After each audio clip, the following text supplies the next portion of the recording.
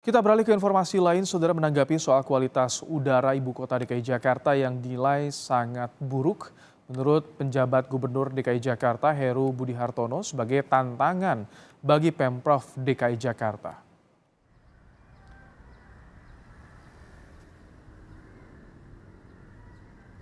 Kualitas udara Jakarta sejak hari Selasa kemarin menjadi yang terburuk selama lebih dari sepekan pada periode 3 hingga 12 Juni 2023. Menurutnya, Pemprov DKI Jakarta akan terus berbenah dengan menambah ruang terbuka hijau, melakukan penanaman pohon, uji emisi kendaraan, hingga peralihan bahan bakar ke kendaraan alternatif untuk memperbaiki kualitas udara di Jakarta.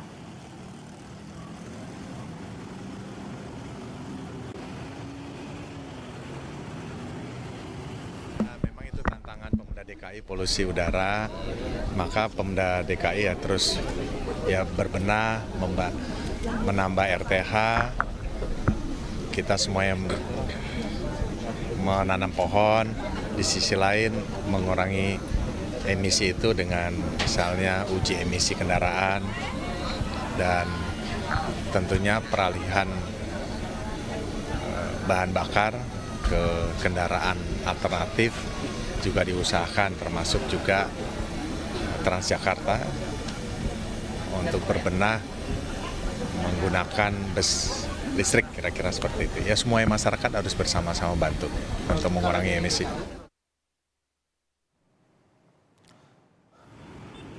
Untuk menekan pencemaran udara di ibu kota, pengamat tata kota Nirwono Yoga meminta Pemprov DKI Jakarta memperluas kebijakan ganjil genap untuk semua jenis kendaraan.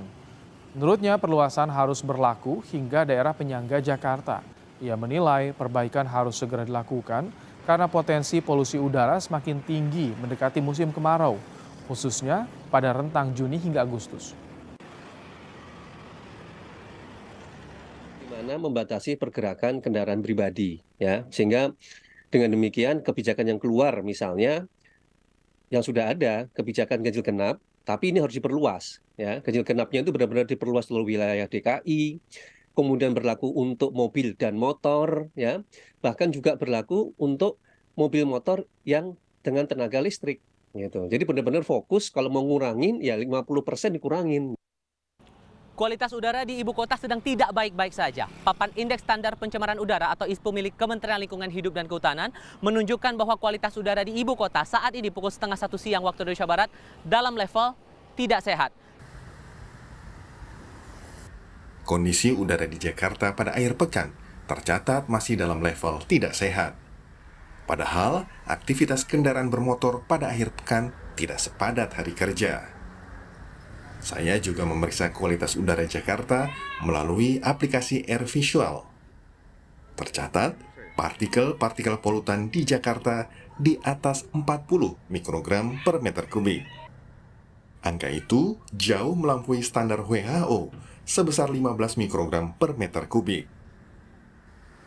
Pekatnya polusi udara turut dirasakan warga, terlebih mereka yang aktif berkegiatan di luar ruangan. Sompak ya, udaranya tuh udah nggak bersih, maksudnya udah kayak kabut gitu loh. Jakarta udah kayak kabut, bukan kayak ini lagi. Kadang-kadang kita bingung lihat ini kabut atau asap, ternyata kan asap itu.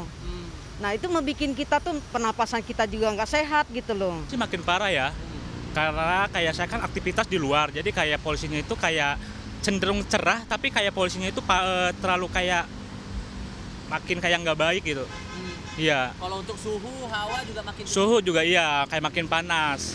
Misalkan kayak mendung, tapi kayak suhunya itu kayak panas gitu. Berdasarkan situs pemantauan kualitas udara IQR, Jakarta saat ini tercatat menempati peringkat keempat di dunia dengan kategori tidak sehat. Keseriusan pemerintah menerapkan kebijakan untuk menurunkan angka polusi udara dinanti agar hak warga mendapatkan kualitas udara yang baik terpenuhi. Tim Liputan, Kompas TV.